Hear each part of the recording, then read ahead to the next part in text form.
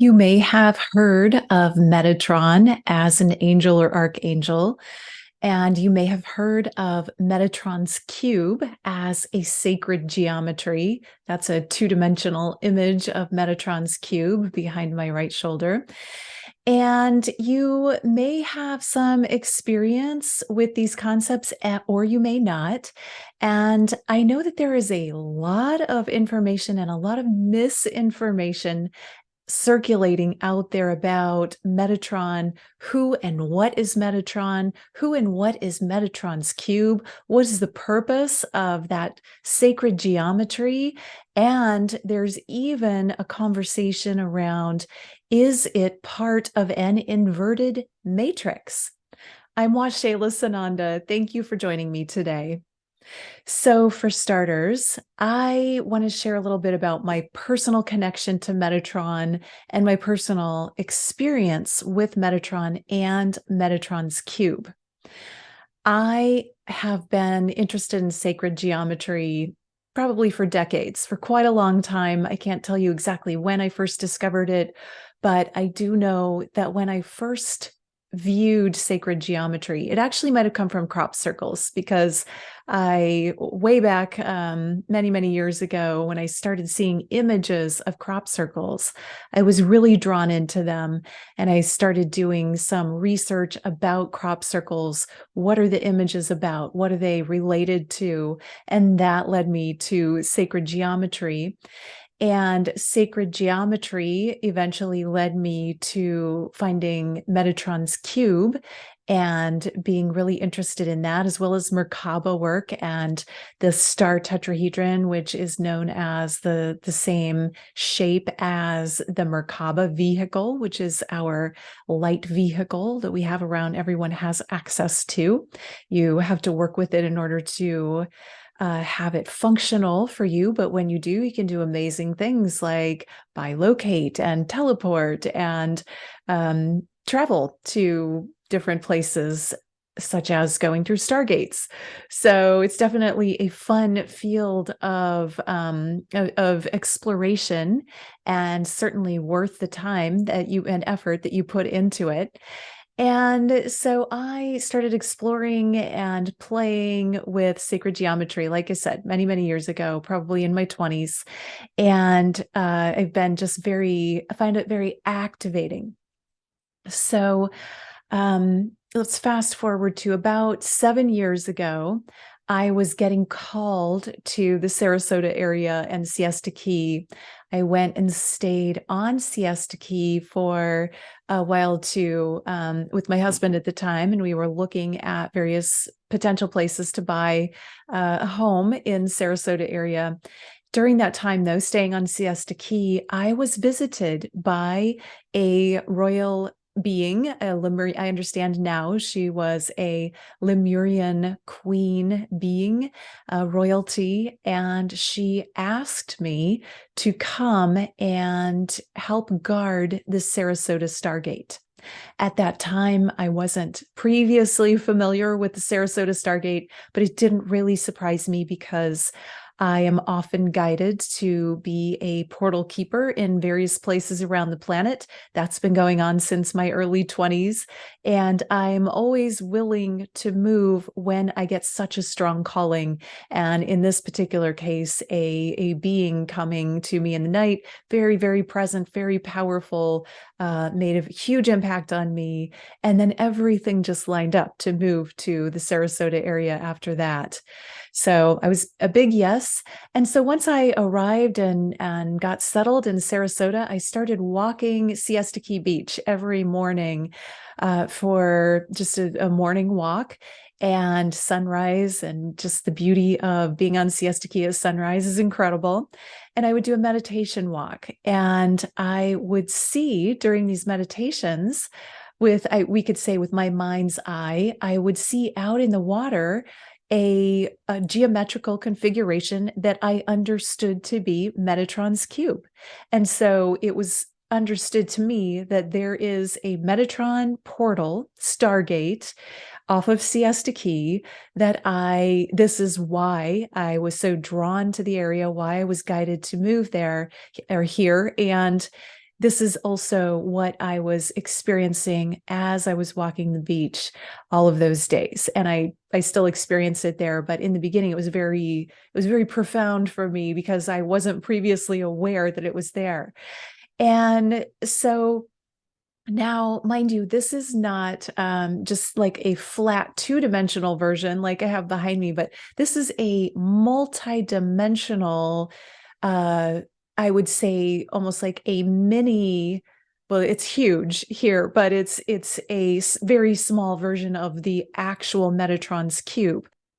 Who is Metatron? This is probably one of the first questions that you have on your mind. And as I did when I was first introduced to the concept of Metatron, I was like, what is Metatron? Who is Metatron? What does that even mean? And I am very experiential. So I tend to feel frequencies and experience frequencies through my body. And then through those frequencies, I will interact and channel or download the understanding, the claircognizance, the knowing of what it is that I'm experiencing, working with, and working through. And then once I have an understanding of that, I can become a conscious channel if I choose to for whatever that information is, or that being in some cases. So in this case, when I wanted to understand Metatron, what is Metatron? First, I did do some reading online and, read things such as Metatron is an angel, or Metatron is an archangel, or Metatron is the angel of life. And to me, this always felt kind of minuscule or reductive. Certainly, what I was experiencing of Metatron was more than an angel or even an archangel. And an archangel is generally a collective consciousness. So on further exploration and contemplation and integration with the Metatron frequencies, I started understanding Metatron as a collective, as a gestalt, as a huge, if you want to call it like an umbrella of consciousness. And it just, the more I get an understanding, the more I tune in to Metatron, the bigger it gets. We're only able to perceive, a minuscule amount of what it really is. And especially bit by bit, as our awareness grows, as my awareness gets bigger of what is Metatron, my understanding gets larger and larger and larger. And I'm able to perceive more of the information, more of the understanding of what Metatron is. And so I was asked recently, a few months ago, by Nadi Hanna, who was she's a sacred geometry teacher and practitioner and artist, and she was on my season 6 summit, The Alchemy of Ascension. And afterwards, she asked if I'd like to do a class with her around Metatron, and she would teach people to draw Metatron's cube while I would channel in the frequencies of Metatron, as well as guide some breath work and some meditative experiences for the class participants. So in my, I guess, teaching, my learning experience, because when I'm going to teach something, I come at it from a different angle when I'm just receiving information for myself. When it's for myself, it's more personal, it's more internal. But of course, in a situation where I'm going to be teaching and channeling to publicly, I'm going to sort of interact with the information differently and bring it through from a different perspective, from someone that wants to share this understanding, this knowledge, this beautiful collective frequency with others versus the personal, which is integrating it for myself.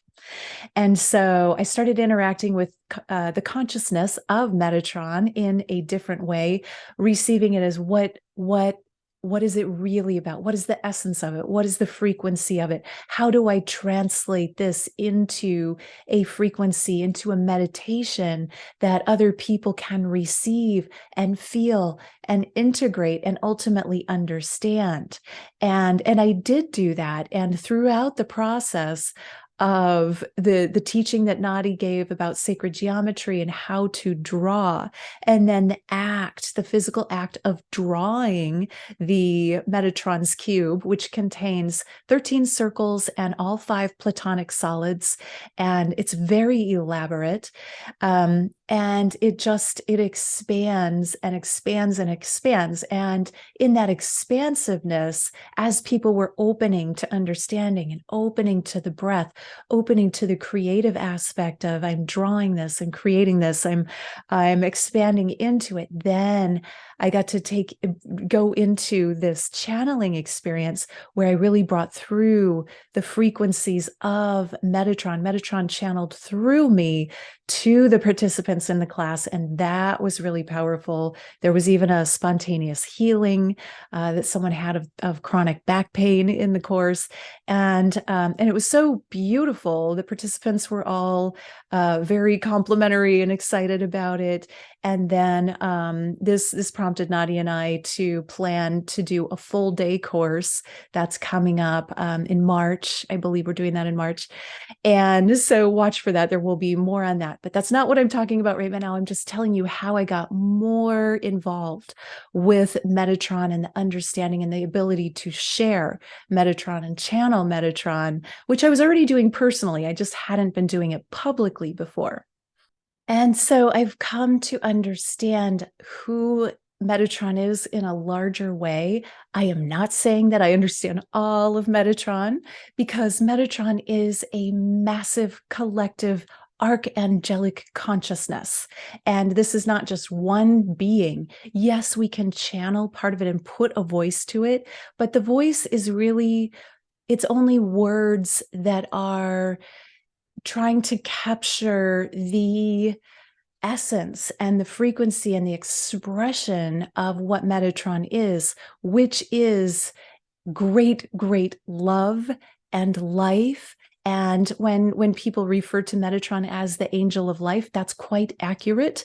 Metatron gives life-giving frequencies and this deep, deep love of all of nature, all of life itself. That's not exclusive to humans, all life, everything living. And then when you partner that with the breath and breathe in the geometry, you can start to expand into the understanding of, oh, this is what Metatron is conveying in a feeling experience and expression. And I will be offering a Metatron meditation, not in this video, in a upcoming sequel to this video, because there's a lot of information that I want to cover about Metatron and Metatron's cube. And so continuing forward, there's no way to box in what Metatron is, or even to anthropomorphize Metatron into a personality. Metatron is beyond a personality.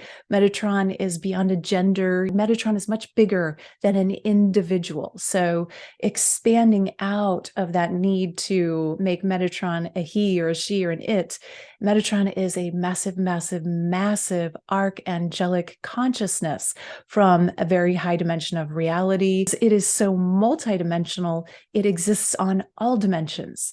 And moving forward, then, I want to show you Metatron's cube. Clearly, you can see it here. My chair in the way. You can see it here as a two-dimensional artistic expression, but it's so multidimensional. And so I went online and I found some people that have attempted to put Metatron's cube into a three-dimensional model where you can see it in, you add another dimension in, you get a lot more understanding of what it is. Now, keep in mind, we can't, with our human minds, truly conceptualize we're going to call it a ninth dimensional geometry is, what a geometric configuration that is in 9 dimensions of reality is, because we live in 3 dimensions. And even when we're able to transcend 3 dimensions and pop into the 5th dimension of reality, we're still not perceiving even anywhere near what the truth of Metatron's cube contains in its 9th dimensional expression. So that said, I am going to share my screen and show you an animation that I found online that I think is really, really beautiful. Okay, this is the animation. It's actually 4 minutes and 40 seconds, but I'm starting at 1 minute and I'm only going to show you maybe 1 to 2 minutes of this animation as it comes together. It is by, the artist is IEOIE. So I'm just going to take a piece of this to show you, and then I'll put the link to this so you can go watch the whole thing yourself. But I want you to see and just kind of take in some of the intricacy of what Metatron's cube contains and what is available through the interaction and contemplation and understanding of, or just watching it, just looking at it is really powerful. So here we go.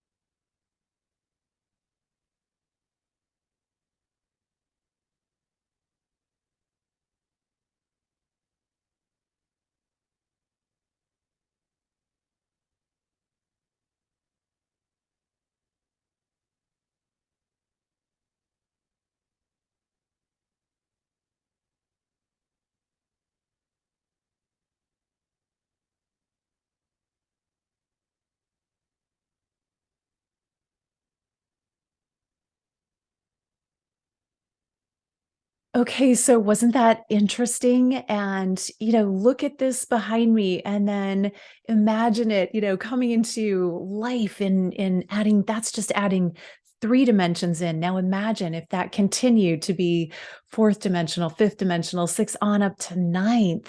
What kind of possibilities are there? I mean, it's mind-blowing, really, when you contemplate the intricacies of what Metatron's cube contains. And so, in my exploration of this topic, it's been a lot of fun and really kind of expansive for me to dig into this material. And so, one of the things that I started to understand from Metatron's cube is that this is my contemplation. I'm not saying that this is hard science or fact, but what I'm beginning to conceptualize is that Metatron's cube is the container of this reality. So, I've said before, and a lot of people have talked about this reality as a matrix, as almost like a virtual reality where we're having this experience in an avatar body. We know that this is not the whole of ourselves, right? This is not all of me. This is my body that my spirit is inhabiting. Well, in the reality where I am a spirit inhabiting a human body, there has to be some sort of construct, some sort of container for that experience of reality. And my theory right now is that Metatron's cube is the container that contains the reality that is that provides the ability to have a human experience, a spirit embodied in humanity, in human form. It has been said that Thoth or Thoth, or whatever you like to say, I like to say Thoth, known as the scribe that's seen as the ibis in Egyptian mythology. So that Thoth was when he ascended, he became Metatron. Now, I would say he is an aspect or a piece of Metatron, because certainly Metatron is much bigger than one personality, but that Metatron contains Thoth, that Metatron also contains Enoch. If you're familiar with the keys of Enoch, that Enoch is part of Metatron. And it's also been said that Metatron contains Hermes. And there are lots and lots of possibilities of what is included in the Metatronic oversoul or the Metatronic collective. Probably many of the great thinkers, if not all of the great thinkers, have come from the Metatronic soul body or the Metatronic collective. So there is a group of people out there who believe that the flower of life, the seed of life, and everything that comes from that, including phi and pi, the phi ratio, it's everything, that spiral that we see in the Nautilus shell, everything that is created in this reality comes from those mathematical programs, or that encodement. And it is coding, that mathematical coding. Phi and pi are all over nature, everything in nature. And you could see it also in the Metatron's cube, especially when it was animated. You could see the phi ratio in there. And so I've heard, and there is this group of people that will say that that Metatron is an inverse matrix, that it is here to trick people, and that it is somehow negatively oriented, and that it's a trap, that that is some sort of a prison, that Metatron's cube is a prison. And so I'm not here to say they're wrong. That's not even important to me. That's duality. That's not what is important here, is to look at where that might have come from. Why might someone think that Metatron or Metatron's cube is part of an inverted reality? When I really looked into this, I was also listening to Jason Breshears. Jason Breshears does some fascinating, he's Archaix, Archaix, I believe, on YouTube is his channel. I'll tag it on this, because he has amazing information about what he calls the simulacrum. And it's a huge rabbit hole, so get ready. It might not be for you at all. I'm not saying go, consume it, but if you're interested in this kind of thing, the matrix, the idea of we are living in a matrix, and that there could be something called a simulacrum, which is a simulated reality that is not the real reality, that there are actually us in different bodies, or maybe lighter bodies or higher dimensional bodies outside of this reality. Well, that's not such a stretch. Most of us already believe that when we leave this body, we go somewhere else and have a different body, a lighter body perhaps. And so is it such a stretch to think that, okay, when we exit this reality, we're landing somewhere else? So this is really interesting. This morning, before I was planning to do this video, my guidance said, turn on Jason Breshears and listen to, and I just picked the most recent video. And believe it or not, right in the middle of it, he started talking about pi and phi and the simulacrum and the encodement and the coding in our DNA, and how that's all part of this matrix. And I was just like, oh, that's exactly the piece that I think I was listening for. Because what started to make complete sense to me then is, with all of with this sect of people, and it's just a very small number of people, but it is out there, this belief that Metatron is negatively oriented, or Metatron's cube is of the inverted matrix. That lines up with the idea that this is a simulated reality, not the real reality that we are experiencing here. And we come in, we have to have a container to experience this universe, this reality in. There must be some sort of container for us to have this experience. To me, Metatron's cube makes perfect sense as the container for all of this reality because it is so massive, right? And you can travel through it. It has stargates and wormholes and portals, and you can travel through that the Metatron's cube construct to anywhere and experience anything. It is the biggest stargate that I've ever experienced. So that said, I believe that coming back to the encodement of which Toth is believed to have brought in the phi ratio, and that's in everywhere in nature. This encodement, the encodement of this reality based on those mathematical principles that are all contained in sacred geometry and the flower of life and Metatron's cube does align with somebody, and this is reductionist. This is all from that perspective in inverted reality that we're here experiencing as humans on a planet called Earth in this avatar. So that's not such a stretch for me. I get where that thinking comes from. Does that mean I'm going to throw out Metatron's cube and not enjoy the experience of being human in this incredible reality? No, I'm going to enjoy being here. I am going to live my life. I'm going to play with the sacred geometries and experience them and share them. They're pure divine love frequencies emanating through these gorgeous, expansive geometric formations. I want to share that. I want to experience that. I want to get in that and play in that. That's like the most fun playground, right? So, yeah, you can take like on anything in life. And I'm not saying that every single part of Metatron is positively oriented. You can have very high dimensional aspects that go rogue. That doesn't mean we're going to throw out all of Metatron. I mean, Metatron as an overall oversoul collective is a beautiful, loving, divine being, and so much more.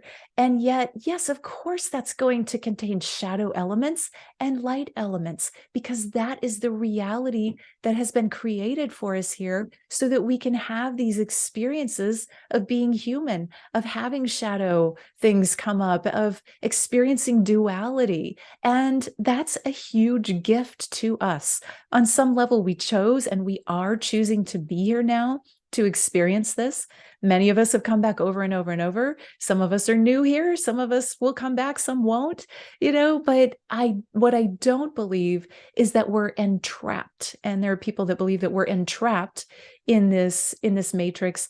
I believe that we come repeatedly in some cases to learn and evolve and grow because we have an incredible opportunity for learning, evolving, and growing here in the physical that we don't have perhaps on the outside of this reality. And mind you, we are simultaneously living, and our greater selves are outside of this reality already. So for instance, when I channel, when I tap into my high self, when I tap into those larger aspects of consciousness and knowing, that sometimes blow my mind because they're so much bigger than my human mind can really grasp.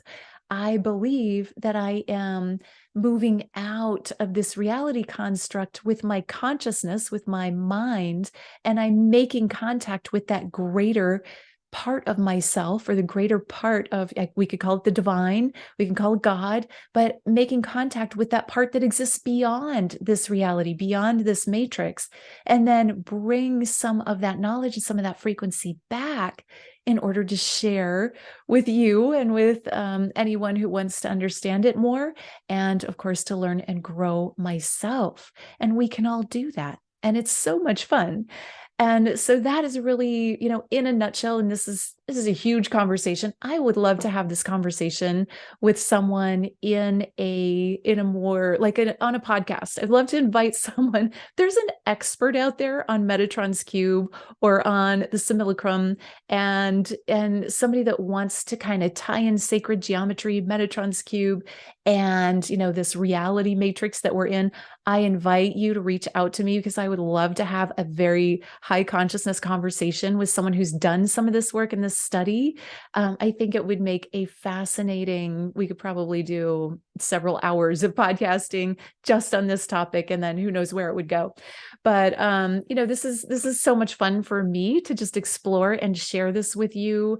And the deeper I get into it, I'm very experiential. As I've said, I'm not scientific. I'm not mathematically based, even though we're in a mathematically based reality here.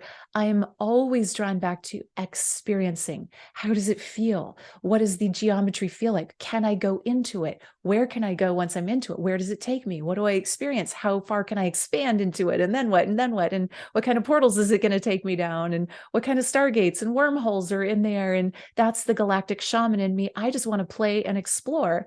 And it's like the galactic world traveler. That's where I like to go. But there's a way to take this conversation and ground it, and this information and ground it. And I feel like that's why when I got together with Nadi Hana in the drawing of it and learning to draw it while simultaneously getting the meditation and the frequencies being channeled throughout the course, you get this kind of full body experience of, oh, wow, this is what it feels like to be interacting with Metatron through learning Metatron's cube. The sacred geometries are alive. They are consciousness. The consciousness comes through them and interacts with you. And then when you're breathing with it and you're working with it and you're interacting with these frequencies, it's very expansive. Very expansive. I mean, I could say I've had some powerful experiences ever since we did that class. I will also link that class. We recorded it. It is available to purchase. So I will link to that class in my show notes if you want to purchase it and do that first class. And then when you do, you'll get a discount on our full day class that's coming up. And that is going to be really fun because we're going to go really, really, really deep, and we're going to draw, like in even more, because you could see in that animation, there's so much more to it than this. This is what we draw as, in the beginning, we don't even get to the icosahedron and those lines, all those lines, but we get a foundational experience of it. And then in the longer workshop, we're going to do the whole thing, or, as much as we can in a day class. So it's going to be a lot of fun. So all that said, I've covered a lot in this conversation, so I think I'm going to end this one there. In the next video, I'm going to do a meditation with the Metatron frequencies so you can really feel and interact and start to get deep into the geometries of what Metatron and Metatron's cube has to offer, and it feels really good. So I will end there today. Thank you for hanging out and listening. I would love to hear your comments. This is such a fun topic for me. I would love to hear your take on anything that I shared. Maybe this is all new for you. Maybe you've been studying this and this is just maybe a deepening of the conversation, or maybe you have more to share that I haven't even addressed yet. Whatever it is, tell me your thoughts. Give the video a thumbs up if you would, a like if you're still watching, you must have liked it somewhat. So give it a like, subscribe to my channel, hit the bell for notifications. And I'm so grateful to have you to share this information with. I love this. To me is spiritual ascension. This is embodied ascension. When we can take the frequencies and embody them, bring them into the physical and, contemplate them, bring them into the mind, bring them into the body, bring them into the heart, feel them, so to really feel and integrate those frequencies. That is embodied ascension. That is my life's work. So, and if embodied ascension is interesting to you, if you want to learn more about that, I have a 6-month course. I will also put a link to more information to that in my show notes. I will end there. Thank you for joining me. I love you. I cherish you. Namaste.